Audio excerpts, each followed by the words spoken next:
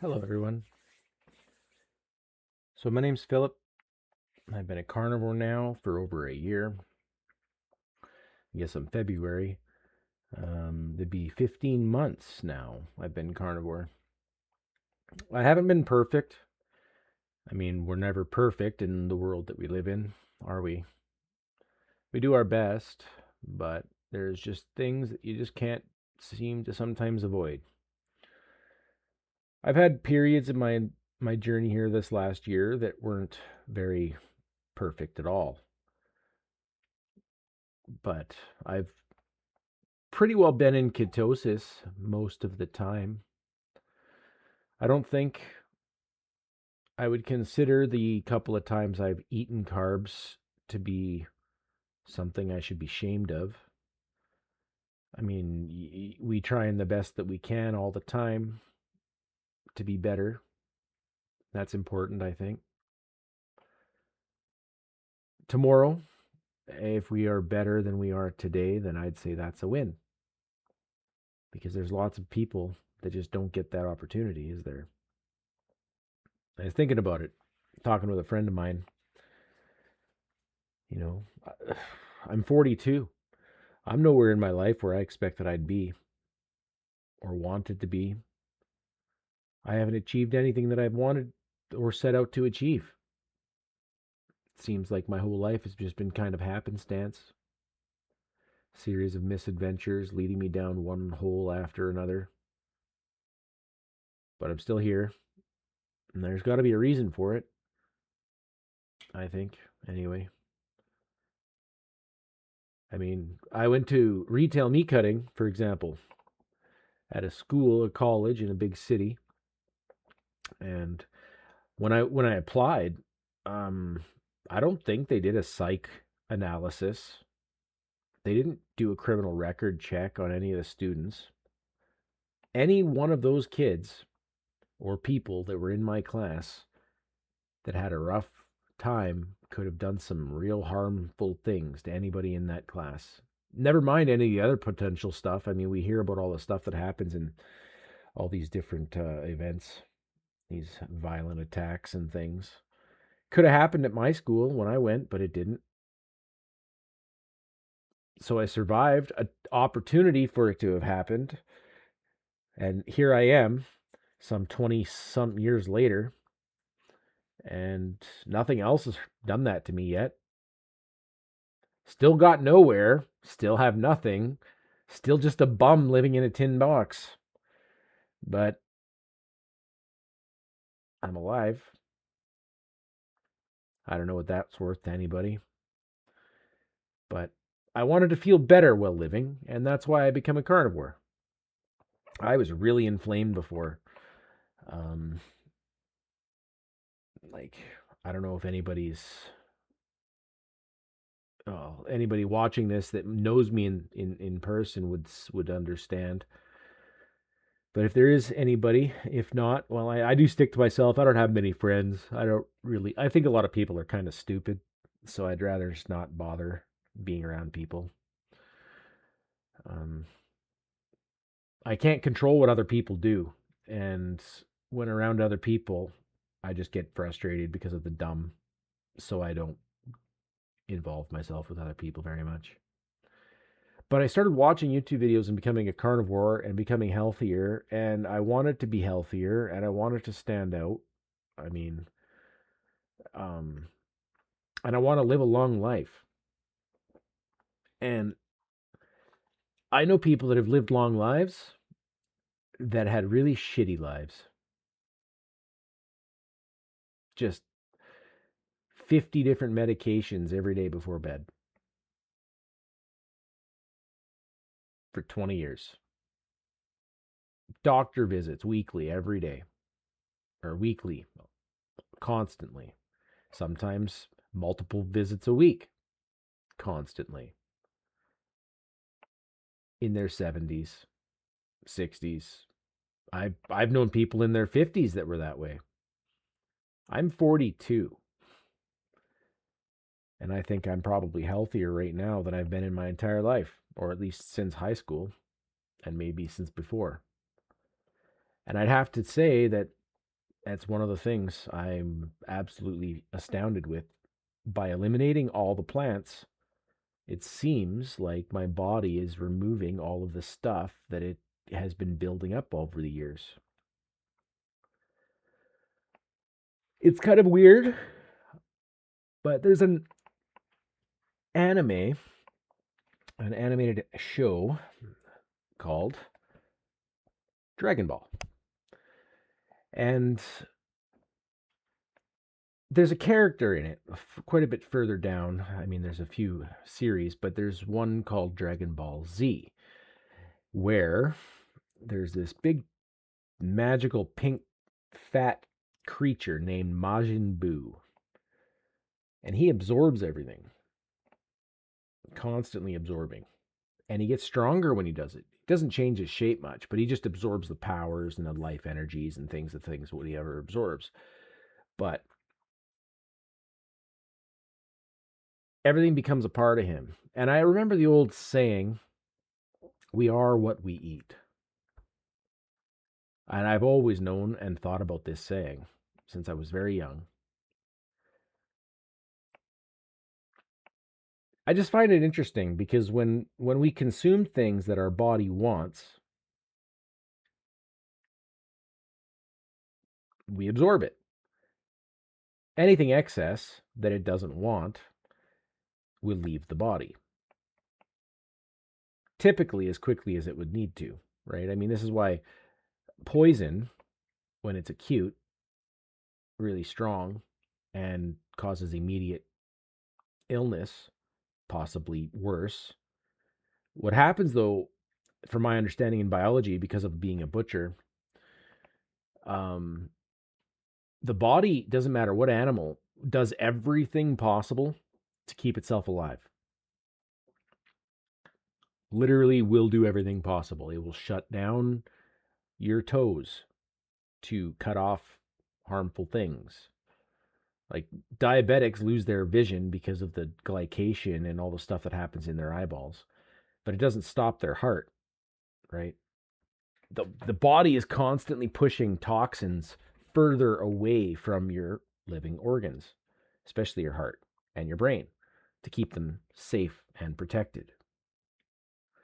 That's why poisons will show up on the lips, on the skin, out the eyes, all these places, because that's where your body, through the gum line, that's where those removal areas are. Now the body can do that without having such a strong reaction, right? In all of the same areas. Like, or our body wants to remove the stuff inside it that it doesn't want. Metal, for example. Whatever happens to the molecules of dust and metals that end up in our body? Where does it go?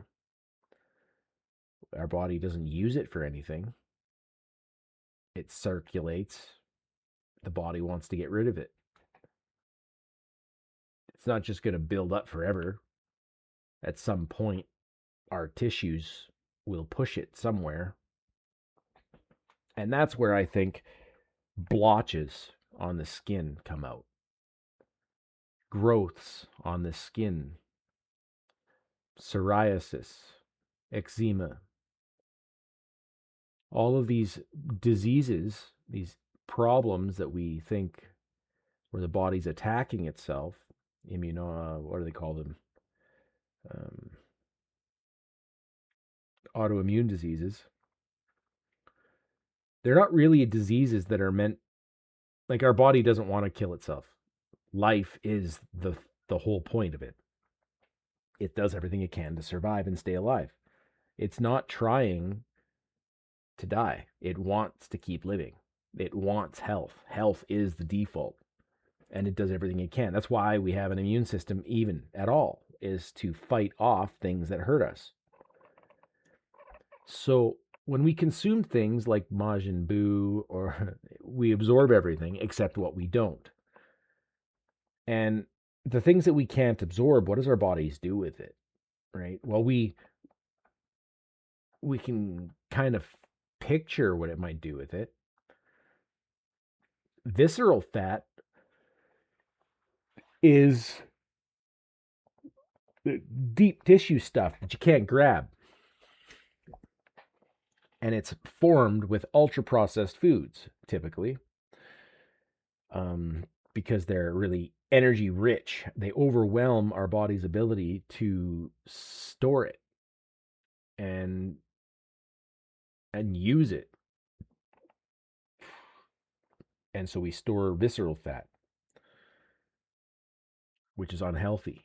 That's metabolically active, I think they call it, or it releases, I think they said cytokines, which are inflammatory. But what are a cytokine? What is it carrying? Right? I think what visceral fat actually does is it encases in our body the stuff that our body doesn't like. Whatever our tissues can't accept, like our skin, into our dermal layer. I think what happens when we consume food, we eat, starts digesting in the mouth, goes down into the throat. As it's coming down, your body's absorbing into the walls constantly. Any nutrients that it can, it's going to spread it out, make it easier on the stomach. It's part of the human efficiency, the part of the body that is makes us so makes our system so complex, and it's just amazing the stuff that our body can do. Then it gets into your stomach where your acids and all the stuff starts working, bile salts, everything kind of mixes in. Actually, I think the bile salts come in later. So the duodenum, maybe. It's been a while. I should learn this better. But anyway, once it's in the stomach though, it mixes with acids, and then the stomach starts to absorb everything. And where does it go from there? It goes all into our bloodstream as molecules, right? Whatever they are, glucose, various proteins, various fats, whatever our body's absorbing, it's putting into our blood. And then it's going to circulate around our body, right? So our blood circulates. I'm not even sure how many times a day, but I think I was reading that every single bit of our blood goes through our kidneys 3 or 4 times a day. So that's quite a bit if you think the amount of blood that would access. That means every 4 hours. Yeah? No, every 8 hours, our kidneys cycle all of our blood at a minimum. And so we have a situation where in our blood all these nutrients are going, right, and they're being deposited where they need to go and interacting with other molecules and hormones and various things in our bloodstream. But like what happens with insulin resistance is that insulin, when acting on glucose in the bloodstream, is unable to push further that glucose into your cells, and it continues to circulate, which gives it more time in your blood to glycate, which leads to all sorts of problems. And so because of that, we try to get the glucose out of our system first. And I think I was watching a lecture by Benjamin Bickman. When the body is absorbing glucose and using it for fuel, you can add ketones, but it's still going to work with glucose until there's no glucose. Or was it until there's no insulin? But then your body will use ketones. And so it's using glucose first. And I think that confused everybody to think that our bodies are preferring glucose. But I think what it actually is, physiologically speaking, is our body is trying to push it out of our system and away from our organs as quickly as possible because it's a toxin, because it's not wanted. We'll use it, absolutely, because it was all we had when we couldn't get beef, when we couldn't get bison, when we couldn't get woolly mammoth, or any of the other large animals that we used to hunt. Hell, we might have even hunted dinosaurs. I don't know. There was a really cool animated show I used to watch as a kid called Cadillacs and Dinosaurs, right? And, you know, there's a good chance, right, that glucose is just a toxin. It's a dirty fuel for the body. It causes problems for the body. The body knows this. We use it to survive in low doses, but we are now over consuming carbohydrates. because they're so easy to get. And so now we're all sick. And so going back to our bodies and the things with removal of our shedding all of our things, like our hair fall out, so does our skin fall off. I think it's about every month or so we regenerate all our skin cells. 28 days, something like that, right? So your dermal layer pushes your skin from the inside out. Well, your bloodstream is directly connected to your stomach. So everything that we eat becomes part of our bloodstream, except what doesn't, like fiber, right? Fiber doesn't go into our blood, it leaves us because it doesn't want to be in our body. And so I find it interesting that we're so convinced about this one physiological fact: we need carbohydrates. Yet I can't see how it makes sense to need carbohydrates when I consider all of those other things. For example, like the fact that our body does everything it can to protect itself. That's one of the basic functions in biology. I think I learned in like kindergarten.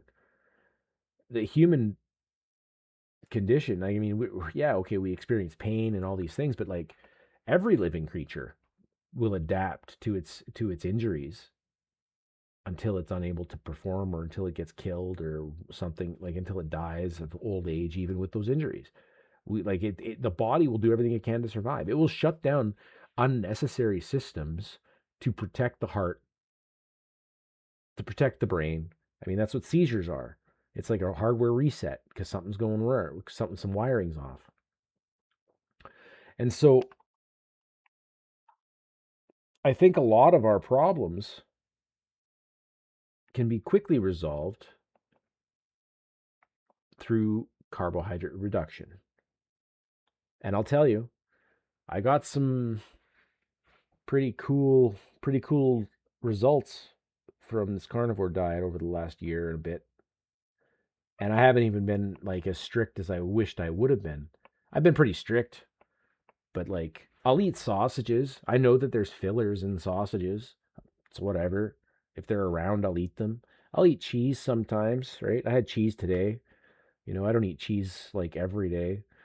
Um, and I don't eat a ton of it. I like it and I'll eat it when I can or feel like it. I eat chicken and all these other things, but like I've had some breaded product. I've eaten bread a couple of times over the last year. I'm not going to like lose my confidence and feel horrible about myself. The carbohydrates that I'm eating over the last year are less than what I used to eat as a whole day's meal. Like if you considered all the meals that I had in a day, I would eat more carbohydrates in one day than I have had in the year in this last year. I haven't eaten French fries in a year. I used to eat French fries almost daily before. Um, well, poutine here in Canada, right? You're getting gravy and cheese and deep fried Cavendish French fries, right? I mean, delicious, but absolutely toxic for the body. Not needed. Zero nutrition. So, but yeah. Anyway, my thought there was basically that the body will absorb everything it wants and remove everything it doesn't. And everything that it doesn't, if it can't leave the body when it wants to, what does it do with it? Well, it's going to hold on to it. Can't leave. In order for that to happen, what do we need to do? We need to be fasted and autophagic. Because I think that the body will remove those things knowing that they're toxic, but it's not going to remove those things quickly. Because if it's going to overwhelm your system, it would just be hurting itself. So it wants to go slowly. And I think that is a lot of our visceral fat. I think that is a lot of our deep underlying stuff that's causing our issues, blocking our nervous system from performing correctly or, you know, lymphatic system not being activated properly because there's some deposits of some kind of plant matter that shouldn't be there. Weird growths on our body that we can't explain. All because of your body pushing the stuff that it doesn't want and need or like to places that are less harmful, but it becomes a chronic injury over a chronic symptom over a long period of time, and then we start to end up with these issues. That's what I thought. I don't know. I was just having thoughts about it. I've lived my last year and a bit, and I've had lots of interesting changes in my body, and I mean, I don't know. I could talk about some of my fat loss and stuff. I could show you some pictures if anybody would like. I can try to put together a video for that. This is just me talking to the camera, just being honest about my thinking, because I don't know. And it's kind of all over the place, just like my thinking. But that's me. So thanks for watching. Like and subscribe if you like my content, like the way I talk. Maybe you like the way I look. Don't know. I'm just going to do my thing. But thanks a lot, guys. And I'll talk to you later.